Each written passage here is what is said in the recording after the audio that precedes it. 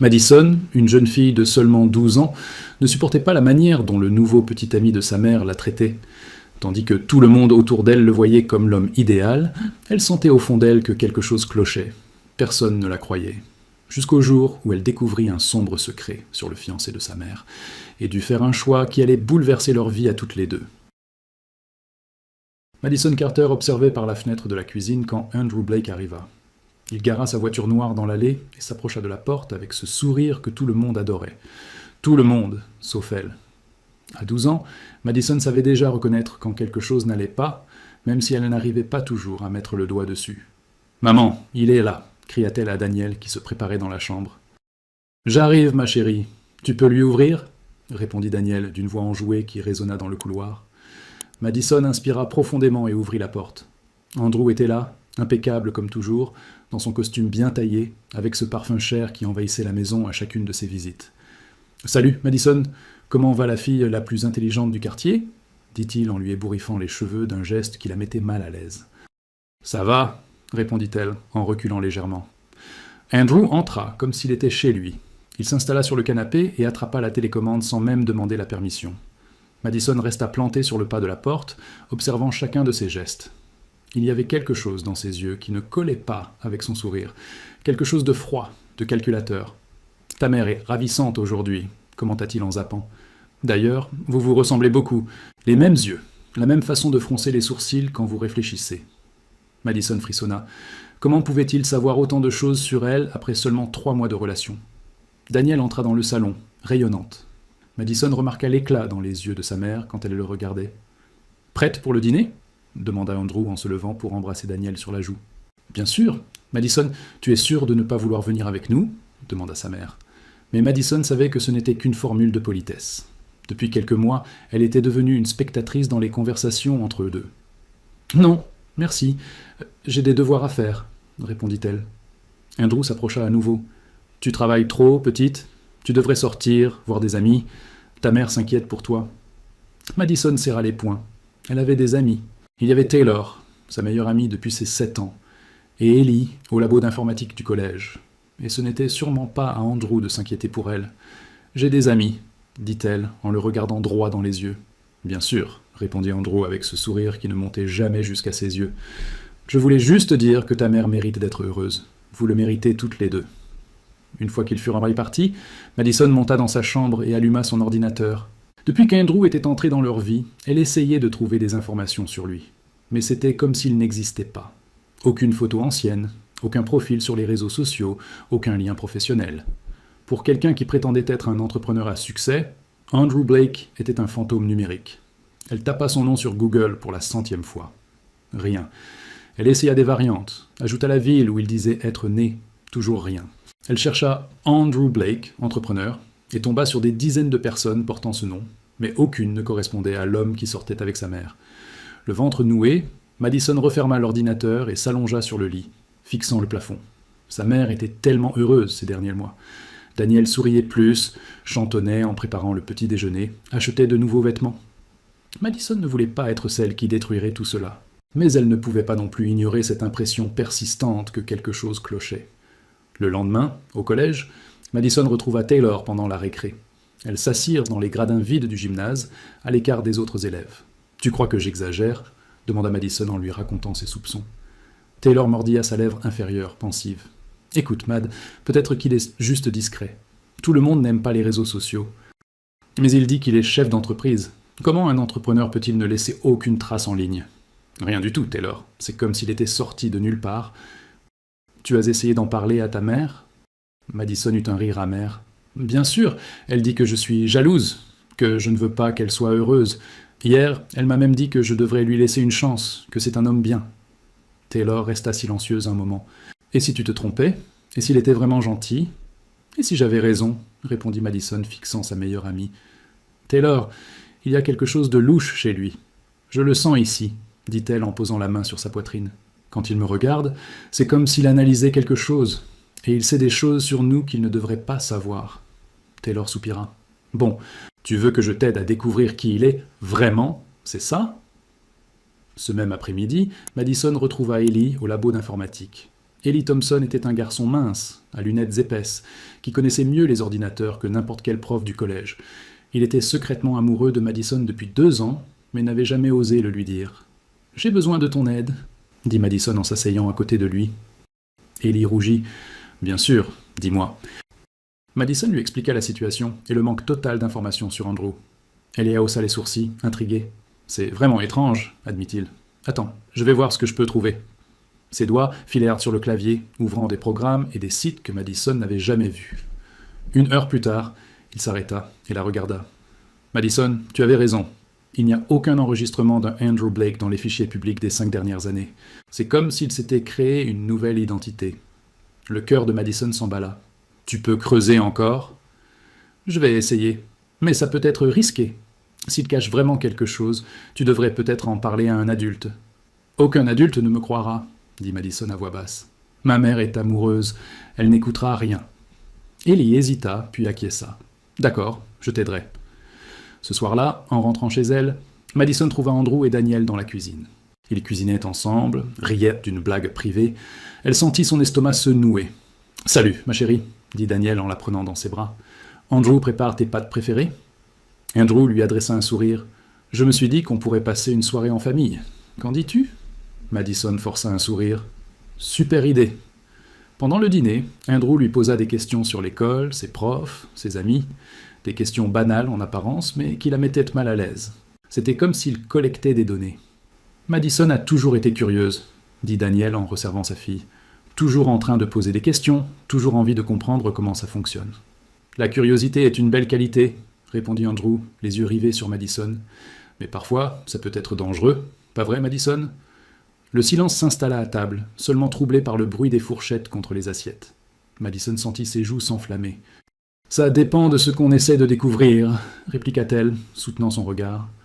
Andrew sourit, mais cette fois, Madison fut sûr de voir quelque chose de menaçant dans ses yeux. « C'est vrai, » dit-il calmement. « Certaines choses que j'aime trop mieux de rester enfouies. » Madison ne réussit pas à dormir cette nuit-là.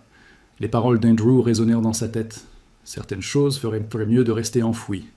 Ce n'était pas un conseil, c'était un avertissement. Le lendemain matin, elle retrouva Taylor à la cantine du collège. Son ami était en train de manger un sandwich, mais s'arrêta net en voyant l'expression sur le visage de Madison. « T'as une sale tête, » dit Taylor, inquiète. Madison lui raconta le dîner et l'échange étrange avec Andrew. Taylor resta silencieuse, absorbant les informations. « Peut-être qu'il plaisantait, » dit-elle enfin, sans grande conviction. « Taylor, tu n'as pas vu son regard. Il ne plaisantait pas. »« Ok, on ira voir Ellie après les cours. » Au labo informatique, Ellie tapait frénétiquement sur son clavier. En voyant les 2 filles arriver, il leur fit signe d'approcher. « J'ai trouvé quelque chose, » murmura-t-il. Pas sur Andrew Blake directement, mais sur une femme nommée Rachel Thompson. Madison fronça les sourcils. « C'est qui ?»« Elle a disparu il y a 2 ans. Elle vivait dans une ville à 3 heures d'ici. La police n'a jamais retrouvé son corps, mais elle a été déclarée morte. » « Et quel est le lien avec Andrew ?» demanda Taylor.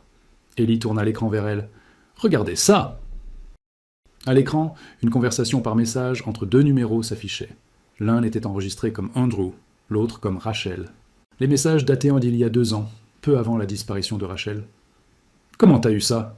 demanda Madison, impressionnée. « J'ai mes sources, » répondit Ellie en rougissant. « L'important, c'est que ces messages prouvent qu'Andrew connaissait Rachel. Regardez les derniers. » Madison lut à haute voix. « Je ne peux plus continuer comme ça, Andrew. Je dois en parler à quelqu'un. » La réponse d'Andrew glaça le sang. « Tu ne diras rien à personne. » Un silence pesant s'abattit sur le labo. Taylor fut la première à rompre le calme. « Ça ne prouve rien. Ça pourrait être un autre Andrew. »« Ou alors, c'est le même Andrew qui sort avec ma mère, » rétorqua Madison, le cœur battant. Ellie imprima les messages et les tendit à Madison. « Il faut que vous alliez à la police avec ça. »« Avec quelle preuve ? Des messages d'un numéro qui pourrait appartenir à n'importe quel Andrew ?» secoua-t-elle la tête. « Il me faut autre chose. »« Madison, ça devient dangereux, » dit Taylor, sa voix tremblante. « Si Andrew a vraiment fait quelque chose à cette femme, alors il pourrait faire pareil à ma mère, » compléta Madison. Cet après-midi-là, Madison rentra chez elle bien décidée à parler à Daniel. Elle trouva sa mère dans le salon, en train de feuilleter un magazine de mariage. « Maman, faut que je te parle, » dit Madison en s'asseyant à côté d'elle. Daniel referma le magazine et sourit. « Bien sûr, ma chérie. Qu'est-ce qu'il y a ?» Madison prit une grande inspiration. Tu connais les amis d'Andrew? T'as déjà rencontré quelqu'un de sa famille? Madison, pourquoi tu me poses ces questions? Réponds juste, s'il te plaît. Daniel soupira.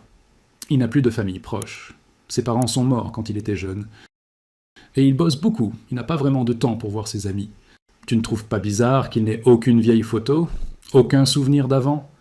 Il m'a dit qu'il avait tout perdu dans un incendie, dans son ancien appart, répondit Daniel, commençant à perdre patience. Madison, où veux-tu en venir? Madison sortit les messages imprimés. J'ai trouvé ça aujourd'hui. Andrew connaissait une femme qui a disparu il y a 2 ans. Daniel prit les papiers et les parcourut rapidement. Puis elle regarda sa fille, agacée. Tu as trouvé ça où? Peu importe. Ce qui compte, c'est que... Bien sûr que ça compte. Tu enquêtes sur mon compagnon? Tu violes sa vie privée? Maman, écoute-moi. Cette femme a disparu, et Andrew faisait partie des dernières personnes à lui parler. Et alors, ça ne prouve rien. Andrew, c'est un prénom courant. Les larmes montèrent aux yeux de Madison. Maman, s'il te plaît, tu ne trouves pas étrange qu'il n'ait pas de passé, pas d'amis, pas de famille? Je trouve surtout étrange que tu refuses que je sois heureuse, cria Daniel. Depuis la mort de ton père, j'ai vécu dans le vide. Andrew me redonne le sourire, il me fait me sentir vivante. Mais il pourrait être dangereux. Il est attentionné, gentil, il me traite comme une reine. C'est toi qui ne supportes pas qu'on ne soit plus que toutes les deux. Ce n'est pas de la jalousie, maman, c'est de la peur. J'ai peur qu'il te fasse du mal. Assez, Madison, je ne veux plus en entendre parler. Tu t'excuseras auprès d'Andrew quand il rentrera. Je ne m'excuserai pas d'essayer de te protéger. Daniel saisit les feuilles et les déchira. Tout ça, c'est des mensonges. Andrew est un homme bien, et tu vas devoir l'accepter, que ça te plaise ou non. Madison s'enfuit dans sa chambre et claqua la porte. Elle se jeta sur son lit et pleura jusqu'à ne plus avoir de larmes. Sa mère ne voulait pas l'écouter. Personne ne voulait. Plus tard, elle entendit Andrew rentrer. Il discutait doucement avec Daniel dans le salon. De temps en temps, il riait. Madison ressentit un mélange de colère et de désespoir. 1 heure plus tard, quelqu'un frappa à sa porte. « Madison, je peux entrer ?» C'était la voix d'Andrew. Madison s'assit sur son lit, s'essuya le visage. « Vas-y. » Andrew entra dans la chambre et referma doucement la porte derrière lui. Il s'installa sur la chaise du bureau, fixant Madison droit dans les yeux. « Ta mère m'a parlé de votre conversation, » dit-il calmement. « Elle est très peinée. » Madison ne répondit pas. « Je sais que tu t'inquiètes pour elle. C'est normal. Tu as perdu ton père, et maintenant, tu as peur de perdre ta mère aussi. »« Ce n'est pas ça. »« Ah non ?» dit-il en penchant la tête. « Alors explique-moi. Pourquoi tu me détestes autant ?» Madison soutint son regard. « Je ne te déteste pas. Je pense juste que tu n'es pas celui que tu prétends être. Et qui crois-tu que je suis? Je ne sais pas encore, mais je vais le découvrir. » Il se leva et alla jusqu'à la fenêtre, regardant dehors. « Tu es très intelligente, Madison, très perspicace, mais parfois, il vaudrait mieux ne pas trop fouiller. » Pourquoi? Parce que je pourrais découvrir quelque chose que tu veux cacher? Andrew se retourna vers elle. Ses yeux étaient glacés, totalement dépourvus du charme habituel. « Les gens trop curieux finissent parfois par avoir des problèmes, » murmura-t-il. « Et je n'aimerais pas qu'il t'arrive quelque chose. » Madison sentit son cœur s'emballer. « Tu me menaces? Je te protège. Ta mère m'a demandé de discuter avec toi, de mieux nous comprendre. J'aimerais que nous formions une famille. » « On ne sera jamais une famille. » Andrew s'approcha de la porte, mais s'arrêta avant de sortir. « Tu ressembles beaucoup à quelqu'un que j'ai connu. Elle aussi était têtue, posait trop de questions. Qu'est-il arrivé à cette personne ?» Andrew sourit de nouveau, mais cette fois, Madison vit quelque chose de terrible dans ce sourire. Elle a appris à se taire. Quand il sortit, Madison resta seule dans sa chambre, tremblante. Pour la première fois, elle en eut la certitude. Andrew Blake était dangereux, et sa mère était en réel danger. Elle attrapa son téléphone et envoya un message à Ellie. « Je dois prendre son téléphone. Demain. » La réponse ne tarda pas. « Madison, c'est trop risqué. »« Je n'ai pas le choix, » répondit-elle. « Il a presque avoué ce qu'il a fait à Rachel. »« D'accord, je t'aiderai, mais on doit faire super attention. » Madison s'allongea dans son lit, sachant très bien qu'elle ne dormirait pas. Demain serait le jour le plus dangereux de sa vie. Le lendemain, Madison fut incapable de se concentrer en cours. Son plan était simple. Pendant le dîner, elle feindrait d'être malade pour s'éclipser, s'emparer du téléphone d'Andrew pendant qu'il serait distrait et le confier à Eli pour qu'il en récupère les données. Ellie avait fabriqué un petit dispositif capable de copier les informations de n'importe quel téléphone en quelques minutes. Il expliqua que c'était comme une clé USB, mais bien plus puissante. « Ça ne marchera que si le téléphone est déverrouillé », l'avertit-il à la récré. Et il faut laisser l'appareil connecté au moins 5 minutes. 5 minutes demanda Madison, la gorge sèche. C'est long. C'est le minimum pour extraire les messages, les photos et les contacts. T'es sûr de vouloir faire ça? Madison jeta un regard à Taylor qui se tenait à côté d'eux, l'air préoccupé. Hier soir, il a presque avoué, dit Madison. Il a parlé d'une femme qui posait trop de questions et qui a appris à se taire. Il parlait de Rachel. Taylor soupira. D'accord, mais si ça tourne mal, tu promets-le que tu vas direct à la police? Promis. Ce soir-là, Madison rentra chez elle avant Andrew.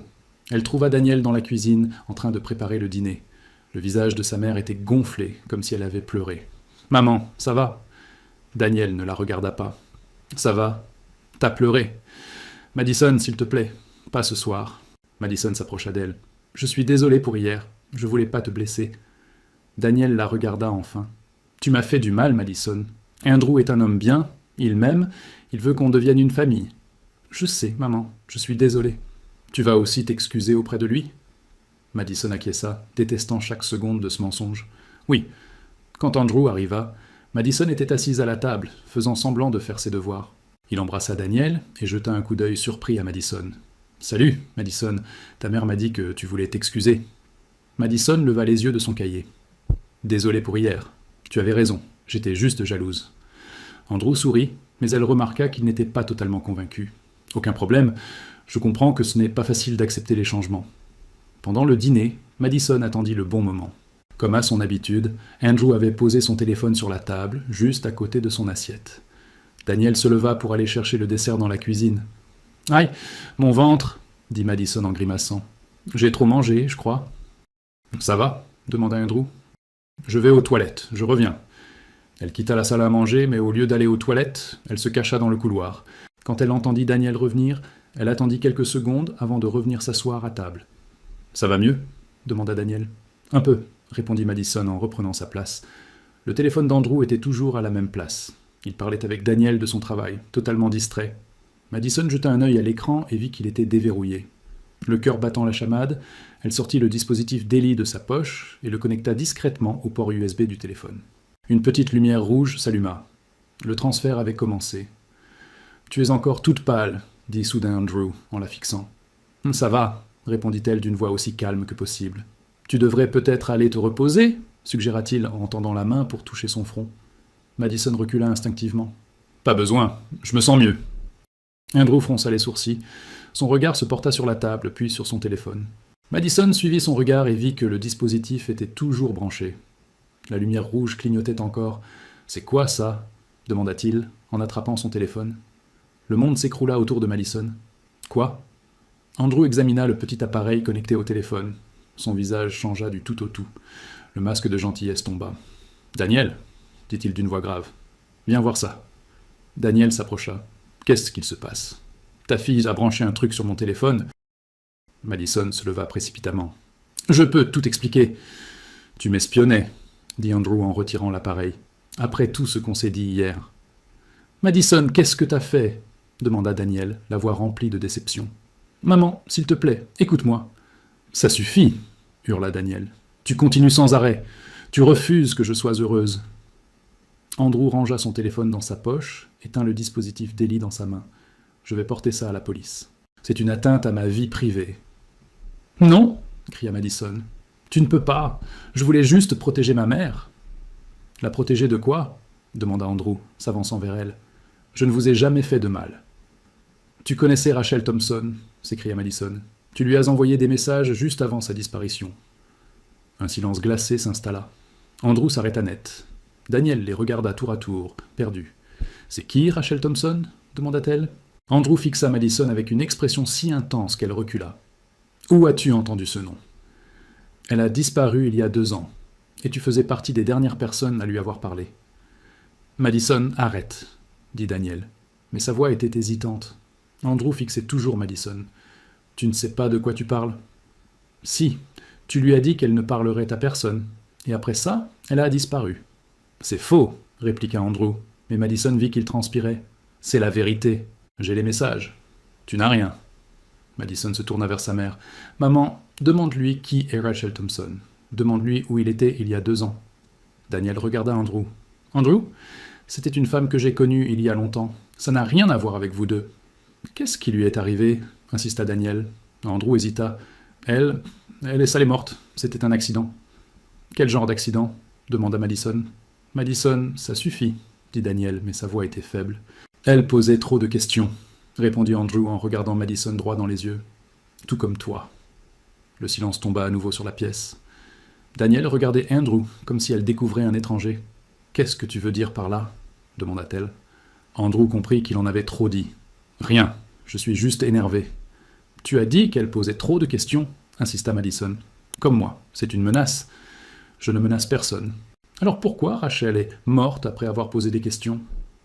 Andrew se tourna vers Daniel. Chérie, ta fille essaie de nous séparer. Elle invente des histoires. Mais Daniel le regardait maintenant avec méfiance. Andrew, dis-moi la vérité. Qui était Rachel Thompson? C'était mon ex-petite amie. Elle était instable, jalouse. Quand on a rompu, elle a commencé à me harceler, à inventer des histoires sur moi. Et elle est morte demanda Daniel. Un accident de voiture. Elle conduisait en état d'ivresse. Madison secoua la tête. Ce n'était pas un accident. Elle a disparu. On n'a jamais retrouvé son corps. Tu ne sais rien cria soudain Andrew. Le hurlement fit sursauter Daniel. Elle recula, le regardant comme si elle voyait un inconnu. Andrew, tu me fais peur dit-elle. Andrew se rendit compte de ce qu'il venait de faire. Il tenta de s'approcher d'elle, mais Daniel se recula instinctivement. Je suis désolé, mon amour. Je ne voulais pas crier. C'est juste que je suis très contrarié par les accusations de Madison. Peut-être que tu devrais partir ce soir, dit Daniel à voix basse. Daniel, s'il te plaît, ne laisse pas Madison nous séparer. Ce n'est pas elle qui nous sépare, c'est toi qui me mens. Andrew regarda les deux femmes. Madison vit de la colère dans ses yeux. De la colère et quelque chose de bien plus dangereux. Très bien, dit-il en attrapant ses clés. Je m'en vais, mais ce n'est pas fini, Madison, pas du tout. Une fois la porte refermée, Daniel s'effondra sur le canapé et fondit en larmes. Madison s'approcha doucement. « Maman, ne me parle pas, Madison, pas maintenant. » Madison monta dans sa chambre, sachant qu'elle venait de remporter une bataille, mais que la guerre ne faisait que commencer. Andrew savait qu'elle enquêtait, et des hommes comme lui ne renoncent pas facilement. Elle prit son téléphone et envoya un message à Ellie. Il a pris le dispositif. T'as pu extraire quelque chose? La réponse ne tarda pas. J'ai récupéré quelques fichiers avant que la connexion ne coupe. Tu ne vas pas aimer ce que j'ai trouvé. Madison sentit son estomac se nouer. Qu'est-ce que t'as trouvé? Des photos. Beaucoup de photos. Viens chez moi demain. Madison s'allongea sur son lit, sachant qu'elle ne fermerait pas l'œil de la nuit. Demain, elle découvrirait la vérité sur Andrew Blake. Et elle savait au fond d'elle que ce serait encore pire que ce qu'elle imaginait. Le lendemain matin, Madison se leva tôt et descendit à la cuisine. Elle trouva Daniel assise à la table, une tasse de café à la main, le regard vide. Ses yeux étaient rouges et gonflés. « Maman, t'as dormi un peu ?» Daniel secoua la tête. « Impossible de fermer l'œil. Madison, dis-moi la vérité. Qu'est-ce que tu as découvert sur Andrew ?» Madison s'assit à côté d'elle. « Pas grand-chose. Juste qu'il a échangé des messages avec une femme qui a disparu il y a 2 ans. Et qu'il n'a aucun historique en ligne. Ça ne veut pas dire qu'il est dangereux. »« Non, mais ça ne veut pas dire non plus qu'il est innocent. » Daniel soupira. « J'ai peut-être été trop naïve. J'aurais peut-être dû t'écouter depuis le début. »« Il n'est jamais trop tard pour écouter, » répondit Madison en prenant la main de sa mère. Après le petit déjeuner, Madison se rendit chez Ellie. Elle trouva le garçon dans sa chambre, entouré de câbles et d'ordinateurs. Taylor était déjà là, assise sur le lit, l'air inquiète. « Montre-lui !» dit Taylor quand Madison entra. Ellie tourna l'écran de son ordinateur. « J'ai pu récupérer quelques photos avant que la connexion ne soit interrompue. Madison, assieds-toi. » Madison s'installa près de lui. L'écran affichait des dizaines de photos d'une femme blonde. Certaines semblaient banales, prises lors de rendez-vous ou de sorties, mais d'autres étaient différentes. « C'est Rachel Thompson, » dit Ellie à voix basse. « Je l'ai reconnue sur des articles liés à sa disparition. » Madison regarda les images. Sur certaines, Rachel était attachée, les yeux remplis de peur. Sur d'autres, elle semblait supplier. Les dernières étaient les pires. Madison pâlit. « Elle est morte !» termina Eli. « Il a tout photographié. » Taylor se leva, horrifié. « On doit aller à la police. Maintenant. »« On ne peut pas, » répondit Madison, les yeux toujours fixés sur les photos. « Ces images ont été obtenues illégalement. Aucune cour ne les acceptera comme preuve. »« Alors, qu'est-ce qu'on fait ?» demanda Taylor. Madison resta silencieuse un moment. « On va lui faire avouer. »« Madison, t'as perdu la tête ? s'écria Ellie. Ce type est un tueur. Justement, ma mère n'est pas encore totalement convaincue. Elle doit l'entendre de sa propre bouche. Taylor secoua la tête. C'est trop dangereux. Plus dangereux que de le laisser libre. Madison attrapa son téléphone et appela chez elle. Daniel répondit aussitôt. Maman, écoute-moi. Je sais que c'est beaucoup te demander, mais fais-moi confiance encore une fois. Invite Andrew à dîner ce soir. Madison, après ce qu'il s'est passé hier, maman, s'il te plaît, dis-lui que tu as réfléchi et que tu veux lui donner une nouvelle chance, que tu veux que lui et moi fassions la paix. Daniel hésita. Tu es sûr de toi? Oui, mais il faut que tu promettes de te cacher quand il sera là. Il faut qu'il pense qu'on est seul. Je ne vais pas te laisser seul avec lui. Tu ne seras pas loin, tu écouteras tout, mais il faut qu'il croie qu'on est juste lui et moi. Un long silence s'ensuivit. D'accord, je vais l'appeler. Madison raccrocha et se tourna vers ses amis. Il me faut un enregistreur. J'en ai un ici, dit Ellie en tendant un petit appareil. Mais Madison, s'il le découvre, il ne le découvrira pas. Je vais le cacher sous mon pull. À 19h précise, Andrew arriva. Madison ouvrit la porte et le trouva debout sur le perron, la regardant fixement. « Salut, Madison. Ta mère m'a dit que tu voulais me parler. »« Oui, entre. » Andrew entra dans le salon et balaya la pièce du regard. « Où est ta mère ?»« Partie acheter un dessert. Elle voulait qu'on parle, juste tous les deux. » Andrew sourit, mais Madison vit qu'il était tendu. « Intéressant. Hier, tu me détestais. Hier, j'étais perdu. Aujourd'hui, j'ai réfléchi. Et qu'as-tu conclu ? Que j'ai peut-être été injuste, que tu aimes peut-être vraiment ma mère. Et pourquoi ce changement d'attitude ? Parce que j'ai vu à quel point ma mère était triste hier soir. Elle tient vraiment à toi. Et toi ? Qu'est-ce que tu ressens pour moi ? Madison le fixa droit dans les yeux. J'ai peur de toi. Andrew sembla surpris par cette franchise. Peur ? Pourquoi ? Parce qu'il y a des choses chez toi qui ne collent pas. Comme cette histoire avec Rachel Thompson. Le sourire d'Andrew s'effaça. Je t'ai déjà dit que ça ne nous concernait pas. Mais si, sinon pourquoi n'en as-tu jamais parlé à ma mère ? Je ne voulais pas l'inquiéter. Ou bien tu ne voulais pas qu'elle sache que tu as tué Rachel ? Andrew ne bougea pas. Qu'est-ce que t'as dit ? Tu as tué Rachel Thompson ? Je le sais. Tu ne sais rien, répondit Andrew. Sa voix avait changé, plus basse, plus menaçante. Si, je sais, tu as tout photographié. Andrew se leva lentement. Impossible. Mon téléphone ne m'a jamais quitté. Pas toujours. Hier, j'ai pu extraire quelques photos avant que tu t'en rendes compte. Tu mens. Madison sortit son téléphone de sa poche et lui montra une photo. Andrew la regarda et devint livide. Comment t'as eu ça ? Peu importe. Ce qui compte, c'est que je sais maintenant que tu es un assassin. Andrew s'approcha de la fenêtre et tourna le dos à Madison. Tu ne comprends pas ? Rachel était compliquée. Elle posait des questions, fouillait dans mon passé, elle voulait tout savoir sur ma vie. Exactement comme moi, en fait. Exactement. Comme toi, dit Andrew en se retournant vers elle. Elle ne pouvait pas laisser tomber, tout comme toi. Alors tu l'as tuée. Je n'avais pas le choix. Elle allait tout raconter à la police. Sur d'autres choses... Le cœur de Madison s'accéléra. D'autres choses ? Tu as tué d'autres personnes ? Andrew sourit. Rachel n'était pas la première. Et elle n'aurait pas été la dernière si tu ne t'étais pas interposé. Soudain, Daniel sortit du couloir. Elle avait tout entendu. Son visage était livide. « Mon Dieu !» dit-elle en fixant Andrew. « Tu es un monstre !»